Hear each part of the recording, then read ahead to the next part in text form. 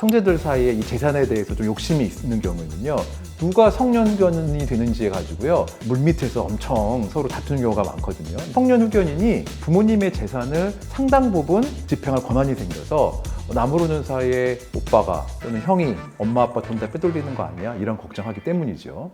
안녕하세요. 유돈로우 채널의 김유돈 변호사입니다. 요즘 성년 후견 저희 법인에도 신청하시는 분들 많거든요. 근데 궁금해하시는 점들이 거의 비슷해요. 그래서 우리 PD님이 저한테 대신 물어봐 주시기로 했습니다. 이번 영상 한번 보시죠. 변호사님, 부모님이 치매이신데 어떤 성격의 후견인을 신청하는 것이 좋을까요? 부모님이 치매이신 경우 상태가 엄청 심각한 경우도 있고요. 아주 가벼운 치매가 있는 분들도 있어요. 그래서 이 성격에 따라 가지고요, 다른 성년 후견인이 선정이 되거든요. 자, 일반적인 성년 후견 같은 경우는요, 부모님 치매가 심하셔가지고 어떤 의사결정을 할 능력이 계속 없는 경우예요.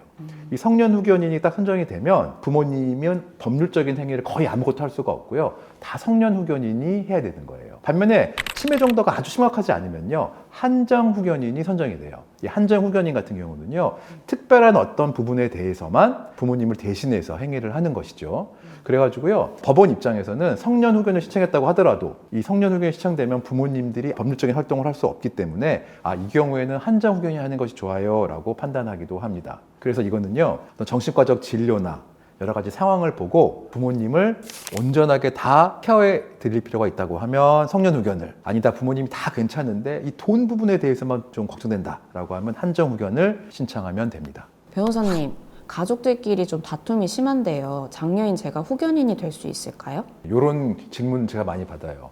특히 부모님 재산이 많은 경우에, 그리고 형제들 사이에 이 재산에 대해서 좀 욕심이 있는 경우에는요, 누가 성년 후견인이 되는지에 가지고요, 물밑에서 엄청 서로 다투는 경우가 많거든요. 이제 왜 그러냐면은 성년 후견인이 부모님의 재산을 상당 부분 집행할 권한이 생겨서 나무르는 사이에 오빠가 또는 형이 엄마 아빠 돈 다 빼돌리는 거 아니야? 이런 걱정하기 때문이죠.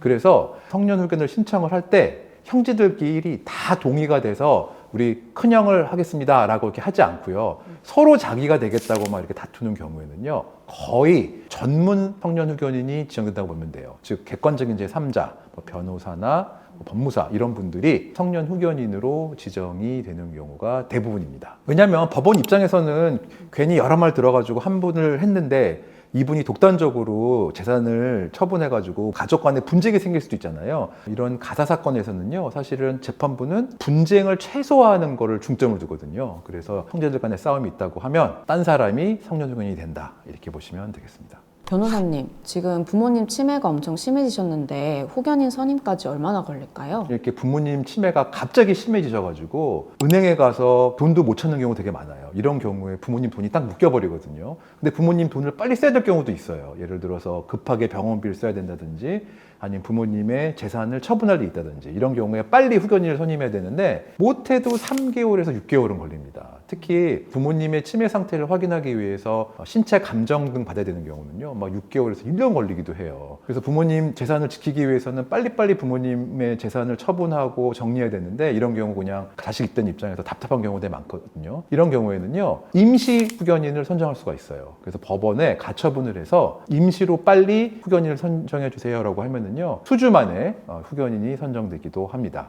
그래서 제가 권해드리는 거는요, 부모님이 치매기가 있으시다고 하면은요, 얼른 변호사와 상담을 해서 미리미리 성년 후견을 받아 놓는 것이 중요합니다. 그래야지 부모님의 재산을 잘 지킬 수가 있어요. 변호사님, 후견인이 되면 부모님 집도 마음대로 팔 수 있을까요? 자식된 입장에서 부모님의 재산인데 집값이 너무 올라서 지금쯤 파는 게 맞는 것 같아요, 이렇게 생각할 수 있잖아요. 근데 이럴 경우 절대로 임의로 후견인이 됐다고 해서 엄마 집 팔 수가 없습니다. 후견인이 된 다음에 이런 부모님의 재산을 처분할 때는요, 법원의 허가를 얻어야 돼요. 그러니까 뭐 물건을 파는 것뿐만이 아니라요, 그 물건을 담보로 돈을 빌리다든지 부모님 이름으로 소송을 제기한다든지, 이런 중요한 행위 같은 경우는요, 모두 다 법원에 허가를 받고 진행해야 합니다. 제가 했던 사건은 이렇게 있었어요. 내가 부모님한테 큰 돈을 빌려드렸어요. 근데 부모님이 치매가 오셔가지고 본인이 후견인이 됐어요, 자식이. 그러니까 엄마한테 빌려준 돈을 내가 이제 받아야 되는데, 그렇잖아요. 그러면은 엄마 돈을 그냥 받아오면 되는데 그렇게 하면 안 돼서 법원에 허가를 받아야 됐죠. 근데 법원 입장에서 보면은 이거 엄마한테 옛날에 빌려준 돈이 맞나 의심할 수 있잖아요.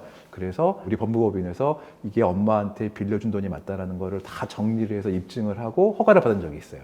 자, 이렇게 부모님의 재산을 처분하는 행위는요, 민감한 부분이 있어가지고요, 허가 받을 때 전문가의 도움을 받는 것이 중요하고요. 이런 거 없이 막 처분했다가 다른 형제들한테 고소당할 수도 있습니다. 그래서 조심해야 돼요.